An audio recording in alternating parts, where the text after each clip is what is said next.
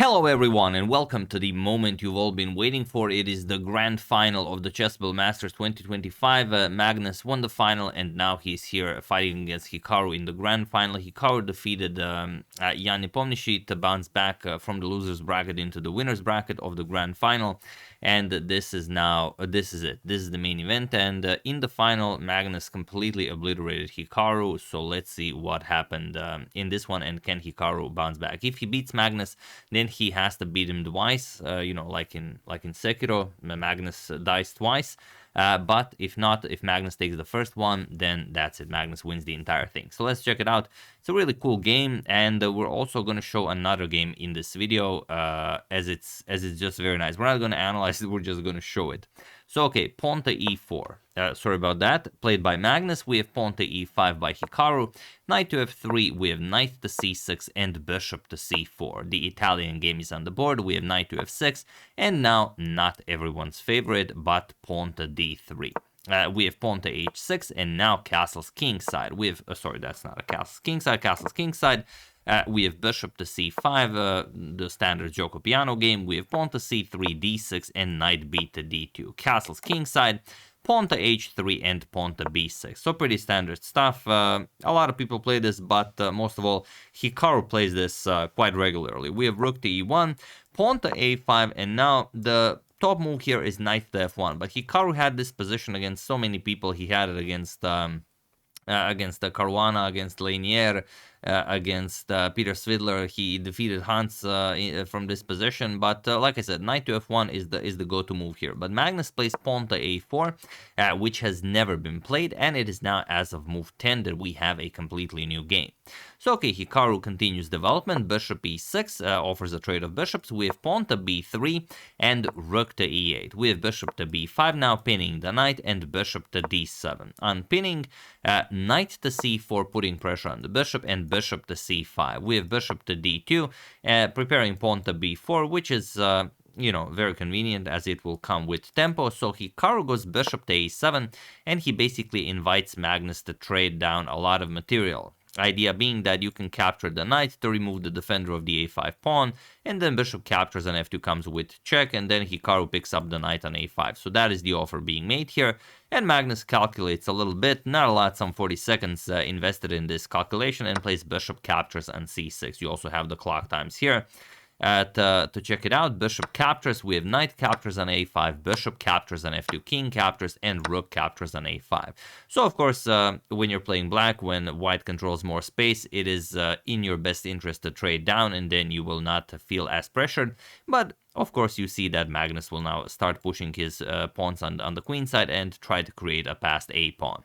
So okay, pawn to b4. We have rook back to a8, pawn to b5, bishop to d7, and pawn to c4. We have pawn to c6, trying to ruin Magnus's beautiful pawn chain on the queen side, and king to g1. A useful move you do not want the king on f2 is if, for example, queen to b6 check is played, bishop to e6, and now pawn to a5. We have knight to d7 and king to h1, getting the king off of any diagonals that can be used to reach the king. C captures on b5. We have c captures and knight to c5. We have rook to a3, adding a defender to the d3 pawn, and bishop to d7.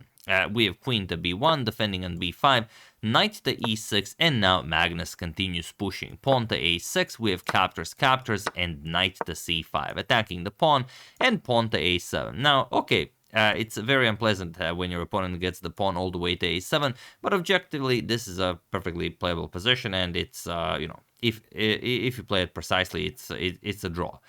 We have queen to c7 and queen to a1 now. Magnus adds a defender to the a7 pawn, bishop to b5 by Hikaru, putting more pressure on that d3 pawn, and I found this to be the most interesting position of the game. Like, we could discuss other positions, but here, pawn to d4 is the move that I believe everyone would play. I mean, your pawn is attacked, you should play it. Pawn to d4 is the move you want to play, but not Magnus. Magnus plays bishop to e3, and that is just a weird move.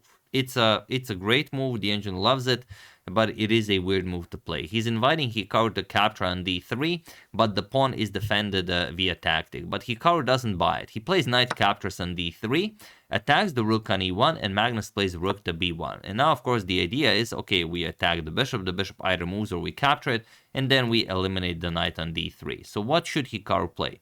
Hikaru played bishop to c4, which is not the best way to play. I will, however, show you what happens if you choose the best course of action for black here, and that is queen to d7, defending the bishop, then rook to d1, threatening to capture, of course, the knight. You would very happily give up the rook for bishop and knight. Knight to f4, and now the trick is knight captures on e5. That is why queen to d7, even though by far the best move, is insufficient, as here, what do you play? Rook captures on e5, bishop captures on f4, and now you're either down material or you capture on e4 and then bishop captures on h6. And this is now a crazy position where if captures on h6, then rook to g3 with check, king to f8, queen to g7 with check, and it's it's a really wild position, but maybe it can be played, but only on paper, maybe not realistically. So here, instead of this rook to b1 move, Hikaru did not go for queen to d7. He played bishop to c4, and now Magnus plays knight to d2. He goes after this bishop. He played it very quickly. He calculated it on the previous move, and now Hikaru realizes that there's no good way to continue this. Now, if you go knight to f4, which is of course possible, the key is queen to c3. That is the problem. The bishop is now attacked twice, and while you can defend it with rook e to c8, queen captures on c4, let's say queen captures, knight captures, and now if rook captures, of course, there's rook to b8 with check, the king will move, you're going to eliminate the rook, and next you're just going to move it and the queen your pawn. So it is that simple. So after knight to d2, Hikaru plays the only move that keeps him in the game, that is pawn to d5, e captures on d5, and pawn to f5. Hikaru has nothing better than to go for a counter attack. Queen to c3 by Magnus, now again putting pressure on the bishop, and pawn to e4. We have queen captures on c4. There was no way to dealing with that. Queen to g3, now attacking the bishop, and knight to f1. Attacking and defending, we have knight to f2 with check, bishop captures, and now queen captures on a3. So Hikaru does win back some material, but there's the a pawn to worry about, there's the d pawn to worry about. So d6 with a discovered check. We have king to h7, and now queen to d5. Pawn to f4 by Hikaru, and here Magnus just played queen to f5 with check, and he was in this position on move 41 that Hikaru Nakamura resigned the game, as there is nothing more to be done here. The problem is once the king moves, you will play pawn to d7, and you can no longer keep the defending the position. If the rook moves anywhere from the back rank, then rook b8 check is just winning. And if you try something like rook d8, rook f8, doesn't really matter. Just queen captures on e4, and that's it. There are too many threats here. For example, if you even try to make some sort of a move here like f3, you can even play queen captures on a8. It's that bad of a position for Hikaru. Rook b8 check, and that's it. You either capture or you go king h7. And okay, for the moment you're down a queen, but after captures and captures, there are no moves here for black. D8 queen is coming, so that's pretty much it. So this is what happened in round one. Hikaru tried countering with pawn to b3 on the first move in the second game, but didn't really achieve anything. The second game ended in a draw. Third game ended in a draw, and we're going to show a glimpse of what happened in game 4. This is game 4, and it's a pretty crazy position. As you can see here, Hikaru having the white pieces here, and Magnus sort of... well, first Hikaru played knight c4. He attacked the queen. We're not going to analyze. We're just going to show it. Queen c7, and now pawn to d4, and Magnus captured here. As you can see, the interface does not like Magnus's move. Hikaru played knight c to d6, and here Magnus... either loses a lot of material after playing something like queen b6 and allowing knight captures. So Magnus being Magnus, he instead gives up the queen. And I also found when I'm playing online that, if I blunder something, I'm not just gonna give up the exchange or a piece and then try to wiggle my way out. I would rather give up the queen for 2 minor pieces or even a minor piece and a rook, and pretend that it was an intentional sacrifice. So okay, rook captures on c7, Magnus loses the queen, bishop captures on c7, and now queen captures on d4. Here he captures on d4, and Hikaru maintains a better position. But after queen captures, as you can see, the engine does not approve. E captures also creates a pass pawn for Hikaru.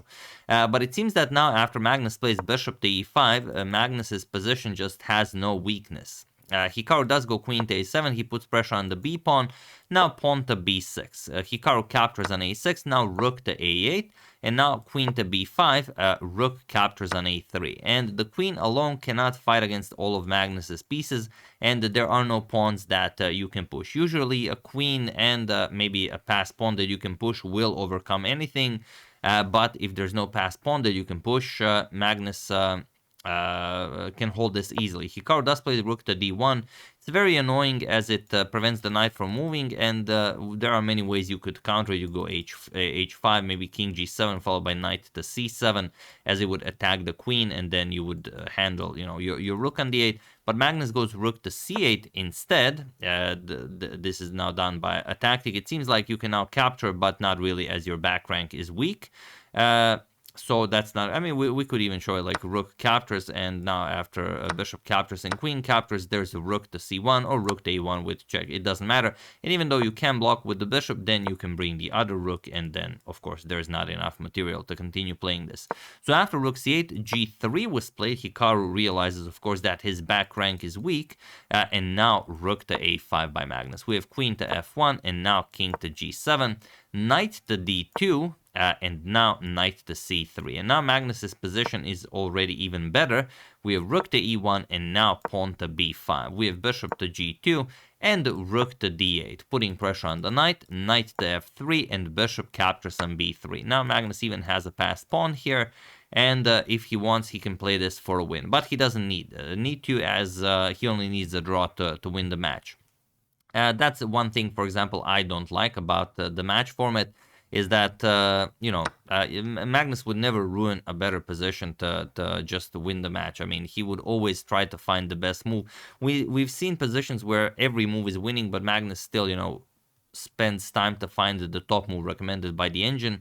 But here it is, of course, more important to win the prize, to, win the match than to play a perfect game. We have bishop to c4 attacking the queen, queen to f3, and now pawn to e4. Now completely closing off Hikaru's pieces. We have queen to g4 and now rook to a2. Advancing the passed pawn to victory would probably have been better. Magnus goes rook to a2 and now pawn to f5. We have rook d to d2 going after the bishop. Pawn to f6 with check. We have king captures on f6, queen f4 check, king to g7, and queen to e5 with check. And here Magnus played f6, knowing full well that this now ends in a perpetual. Queen to c7 with check. We have king to h6, queen to f4 with check, king to g7, and queen to c7 with check. King to h6, queen to f4 with check. We have king to g7 and queen to c7 with check. And it was in this position that the players agreed to a draw, or rather, it is a draw by threefold repetition. So, Hikaru did outplay Magnus. Magnus blundered this very nice move after this knight to c4. He played this captures here, and then Hikaru got a better position, but it was never a winning position. It was a better position which he could have pushed for more than a draw. However, Magnus's position after very, very few moves became winning, but like I said, Magnus did not need to win this in order to win the match, as he already won this very nice game in round 1 of the match. Yeah, Magnus wins the final. Magnus wins the grand final without any difficulties, it would seem. Even blundering against Hikaru, Magnus is still victorious. So yeah, there you have it. Magnus Carlsen, the only 2900 rated player in the world, wins, and yeah, very, very nicely done by him. So yeah, that's the game. Hope you guys enjoyed. A big congratulations to Magnus on winning the Chessable Masters 2025. If you haven't seen it, yesterday Magnus was a guest on Joe Rogan. So if you have seen it, mention in the comments what do you think. What did you think about the episode? I only watched half. I didn't have time to watch the other half, but I will watch it today, and then I'm gonna also maybe discuss it a little bit. But I did enjoy the first half. So yeah, hope you enjoyed it. I would like to thank Andreas Rosenthal, David Arai, ATMN, and Nathaniel Devlin, and David Kasparian for your contribution to my channel. Thank you a lot, I really appreciate it. As usual, you can check 2 of my previous videos here. Thank you for watching, and I will see you soon. Continuing to check up on your wonderful suggestions and whatever else happens in the chess world. Probably gonna check up on some Vasily Vanchuk games. So thank you all, I will see you soon, and have an excellent rest of your day.